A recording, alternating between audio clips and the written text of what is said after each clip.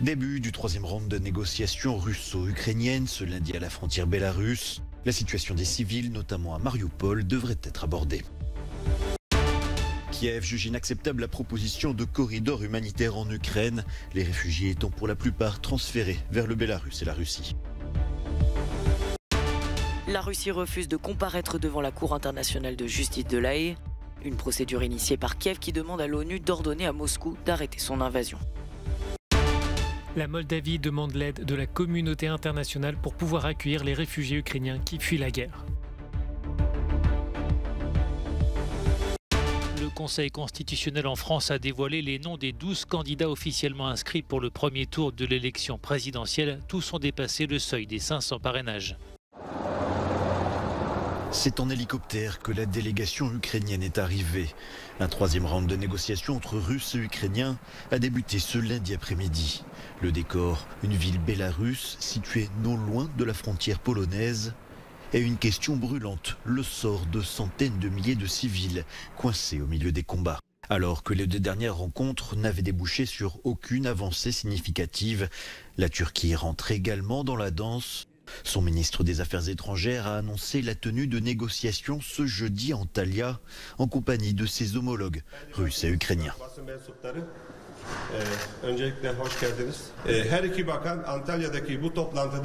Les deux ministres ont expressément souhaité que je prenne part à cette réunion à Antalya et que je la conduise de manière trilatérale. Nous mènerons donc cette réunion dans un format trilatéral le jeudi 10 mars à Antalya, si Dieu le veut. Nous espérons que cette réunion sera un tournant.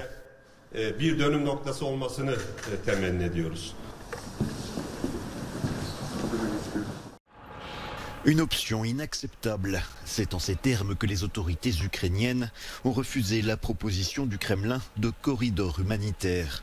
Plus tôt dans la journée ce lundi matin, le ministère de la Défense russe avait dit créer des voies d'évacuation pour les civils pris dans les combats. Problème, ils débouchent tous au Bélarus ou en Russie. Aujourd'hui, à partir de 10 h, un régime de silence a été déclaré et 6 couloirs humanitaires ont été ouverts, un de Kiev à Gomel, deux de Mariupol à Zaporizhzhia et Rostov-sur-le-Don, un de Kharkiv à Belgorod et deux de Soumy à Belgorod et à Poltava.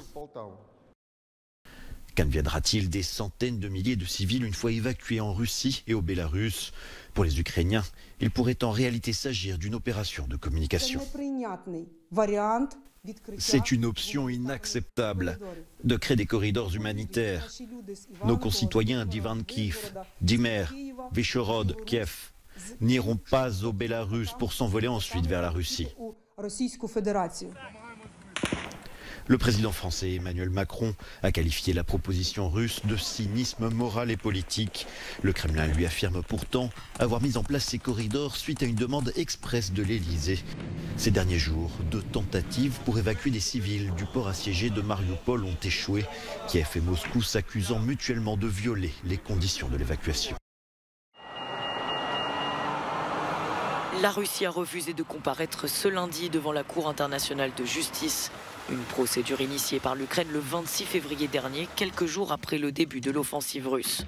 Kiev demande au plus haut tribunal de l'ONU de prendre des mesures d'urgence et d'ordonner à Moscou d'arrêter son invasion.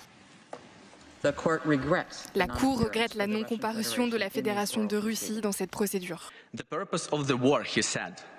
Pour Poutine, le but de cette guerre était de protéger les gens contre un génocide. C'est un horrible mensonge. Poutine ment et les Ukrainiens, nos concitoyens, meurent. La Russie a consenti à votre juridiction en vertu de la Convention sur le génocide. Maintenant, elle abuse et viole cette convention afin de tuer des Ukrainiens et de détruire l'Ukraine. La Russie doit être arrêtée et le tribunal a un rôle à jouer pour l'arrêter. Selon l'Ukraine, la Russie interprète mal la Convention pour la prévention et la répression du crime de génocide, un traité datant de 1948 signé par les deux pays. Pour l'instant, l'heure est aux plaidoiries. La délégation ukrainienne plaidant devant un banc vide, celui de la Russie. Les juges entameront leur délibéré au terme des 2 jours d'audience. La Moldavie est inquiète depuis l'invasion de l'Ukraine par la Russie. Dans une interview accordée à Euronews, la première ministre, Natalia Gavrilita, lance un appel à l'aide. Son pays, le plus pauvre d'Europe, fait face à des arrivées massives de réfugiés ukrainiens qui fuient la guerre.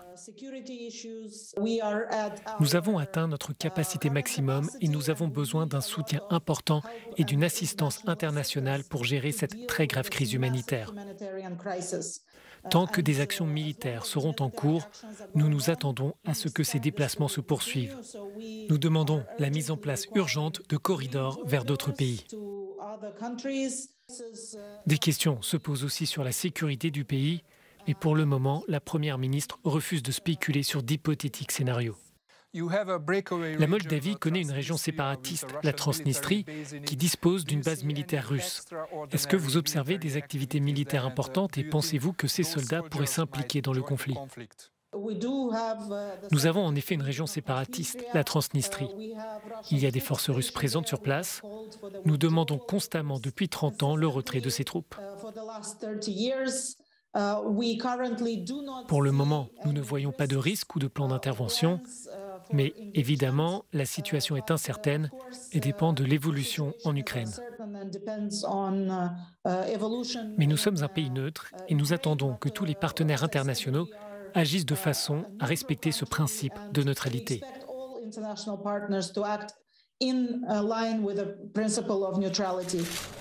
À l'instar de l'Ukraine et de la Géorgie, la Moldavie a fait la semaine dernière une demande formelle d'adhésion à l'Union européenne. Natalia Gravilita précise toutefois que son pays ne compte pas faire de même auprès de l'OTAN. Ce principe de neutralité est inscrit dans la Constitution et nous poursuivrons l'intégration à l'Union européenne, mais nous ne demanderons pas l'adhésion à l'OTAN. Les autorités moldaves savent que le chemin est long et difficile pour rejoindre l'Union, mais Chișinău estime qu'accepter sa candidature serait une décision symbolique qui permettrait d'indiquer aux citoyens moldaves qu'ils sont les bienvenus dans ce projet démocratique. La campagne de l'élection présidentielle en France entre dans le vif du sujet. Le Conseil constitutionnel a dévoilé officiellement ce lundi la liste des candidats ayant obtenu les 500 parrainages requis pour participer au scrutin. Au total, 65 noms ont été proposés à la candidature. Nous avons contrôlé lesquels avaient obtenu plus de 500 parrainages provenant d'au moins 30 départements. Ils sont au nombre de 12. L'incertitude planait encore quant à la participation de Philippe Poutou. Le leader du nouveau parti anticapitaliste a finalement eu ses 500 signatures, alors qu'il lui en manquait encore une soixantaine peu avant la date limite. Philippe Poutou, un ouvrier syndicaliste, participe à sa 3e élection présidentielle. Tout comme Nathalie Arthaud, autre représentante de l'extrême gauche, autre voix hostile au système capitaliste, responsable selon elle de l'injustice sociale et d'inégalités grandissantes. À gauche également, Fabien Roussel, qui incarne le renouveau du Parti communiste français, ou encore Jean-Luc Mélenchon, qui a reçu le soutien de la primaire populaire après le retrait de Christiane Taubira. Quant au Parti socialiste, il sera représenté par la maire de Paris, Anne Hidalgo, qui se présente comme l'alternative face aux tenants du libéralisme et des extrêmes. Elle entend porter une voix social-démocrate et écologiste et espère répéter les succès de ses amis sociodémocrates en Allemagne, au Portugal et en Espagne. Quant aux Verts, représentés par le député européen Yannick Jadot, ils espèrent capitaliser sur leur succès aux élections européennes où ils étaient arrivés en 3e place. D'autant que la question climatique et énergétique n'a jamais été autant au cœur du débat de société. Déjà candidat en 2017, Jean Lassalle va lui à nouveau défendre la voie de la ruralité, de l'agriculture et de la France profonde face à un modèle économique qui brise, selon lui, la société. À droite, Valérie Pécresse du parti Les Républicains joue des coudes avec ses rivaux à l'extrême droite, Éric Zemmour du parti Reconquête et Marine Le Pen du Rassemblement national. Sans oublier le candidat souverainiste et eurosceptique Nicolas Dupont-Aignan du parti Debout la France. Au milieu de la mêlée, Emmanuel Macron vise un nouveau mandat de 5 ans.